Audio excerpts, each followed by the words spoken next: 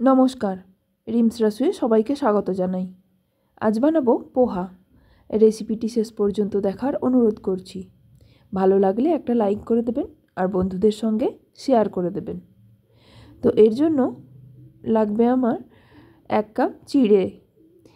এটা আমি মিডিয়াম মোটা নিয়েছি।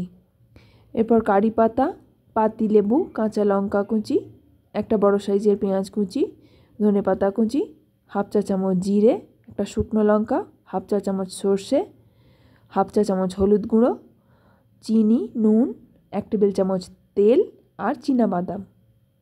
সবার প্রথমে আমি চিড়েটাকে একবার ধুয়ে নেব। তার জন্য চিড়েটা প্রথমে একটা পাত্রে নিয়ে তাতে জল দিয়ে হালকা হাতে একটু রগড়ে নেব। এরপর একটা ছাঁকনির মধ্যে ঢেলে নিয়ে জল ঝরতে দেব। ছাঁকনিতে ঢেলে দেওয়ার পর হাত দিয়ে এইভাবে একটু ছড়িয়ে দেব, যাতে জলটা ভালোভাবে ঝরে যায় আর একসঙ্গে জড়িয়ে না যায়। এবার ফ্রাইং প্যানে তেল গরম করতে দেব। তারপর বাদামগুলো দিয়ে নেড়ে চেড়ে ভেজে নেব। বাদামগুলো লাল করে ভাজা হয়ে গেলে একটা পাত্রে তুলে রেখে দেব। এবার বাকি তেলটায় সর্ষে, শুকনো লঙ্কা আর জিরেটা ফোড়ন দিয়ে দেব। ফোড়নটা একটু নাড়াচাড়া করে নিয়ে এর মধ্যে কারি পাতা দিয়ে দেব। কারি পাতাটা দেওয়ার পর আরও 2-1 মিনিট ভেজে নিয়ে কুচিয়ে নেওয়া পেঁয়াজ আর কাঁচা লঙ্কা দিয়ে দেব। আমি এখানে 2টো কাঁচা লঙ্কা ব্যবহার করেছি। আপনারা যেমন ঝাল খেতে পছন্দ করেন সেই অনুযায়ী কাঁচা লঙ্কাটা দেবেন। এরপর ভাজতে ভাজতে যখন পেঁয়াজটা কালারটা চেঞ্জ হয়ে যাবে, হলুদ গুঁড়োটা দিয়ে দেব। হলুদ গুঁড়োটা দেওয়ার পর আরও 2-1 মিনিট নাড়াচাড়া করে নেব। তারপর ধুয়ে রাখা চিড়েটা দিয়ে দেব।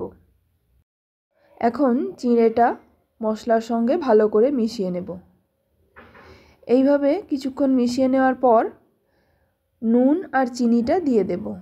তারপর আবারও সব কিছু ভালো করে মিশিয়ে নেব। চিড়েটা দেওয়ার পর গ্যাসের ফ্লেমটা লোতে করে দিতে হবে। এখন ভেজে রাখা বাদাম আর ধনেপাতা দিয়ে দেব। এরপর একটু নাড়াচাড়া করে নিয়ে পাতিলেবুর রস দিয়ে দেব। আমি এখানে 1.5 চা চামচ মতো পাতিলেবুর রস ব্যবহার করেছি। এবার পাতিলেবুর রসটাকেও ভালো করে মিশিয়ে নিয়ে ঢাকা দিয়ে দেব 2 মিনিটের জন্য। 2 মিনিট পর ঢাকনা খুলে আরও একবার নাড়াচাড়া করে নেব। তারপর গরম গরম সার্ভ করে দেব। আপনারাও একবার বাড়িতে এইভাবে ট্রাই করুন, আশা করছি ভালো লাগবে। এটা সকালের জলখাবারে অথবা বাচ্চাদের স্কুলের টিফিনেও দেওয়া যায়। রেসিপিটা শেষ পর্যন্ত দেখার জন্য অসংখ্য ধন্যবাদ।